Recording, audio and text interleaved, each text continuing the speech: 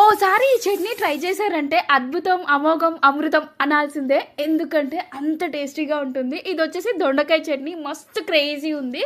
పక్కా try చేయండి. Stove పైన ఒక కడాయి పెట్టేసుకొని దాంట్లో జీలకర్ర, పల్లీలు, ధనియాలు వేసేసుకొని ఒక 2 టమాటాలు కట్ చేసేసుకొని ఒక 5-6 పచ్చిమిర్చి వేసేసుకోండి. ట్యాప్ పెట్టేసుకొని ఒక 10 మినిట్స్ సిమ్ లో పెట్టేసేయండి. దాని తర్వాత మంచిగా స్మూత్ గా అవుతుంది, టమాటాలు ఉడికిపోతాయి. దాన్ని పక్కకు తీసేసుకొని అదే కడాయిలో దొండకాయలు ఒక 400 గ్రామ్స్ వేసేసుకోండి. అలాగే స్టవ్ పై నుంచి అంతలోపు మనం మిక్సీ పట్టేసుకుందాము ఇందాక ప్రిపేర్ చేసుకున్న దాన్ని. దాంట్లో కొత్తిమీర కాడలతో వేసేసి సాల్ట్, కొంచెం చింతపండు వేసేసి మిక్సీ పట్టేసుకొని పక్కకు పెట్టుకోవాలి. దాని తర్వాత చూస్తుంటే దొండకాయలు మంచిగా ఫ్రై చేసుకున్న దొండకాయల్ని ఇందాక మిక్సీ పట్టాం కదా, దాంట్లో వేసేసి మళ్ళీ కొంచెం కోర్స్గా బ్లెండ్ చేసుకుంటే సరిపోతుంది. అమృతం లాంటి చట్నీ ప్రిపేర్ అయింది. దానికి ఇప్పుడు పోపు అయితే మస్ట్ కదా. కడాయిలో ఆయిల్ వేసేసుకొని ఆవాలు, జీలకర్ర, కరివేపాకు, శనగపప్పు వేసేసుకొని కొంచెం పసుపు వేసి ఈ పోపులో మనం ఇందాక ప్రిపేర్ చేసుకొని పెట్టుకున్న పేస్ట్ ఏదైతే ఉందో అది కలుపుతూ వేసి ఒక 5 మినిట్స్ అలా కలుపుతూ ఉండండి.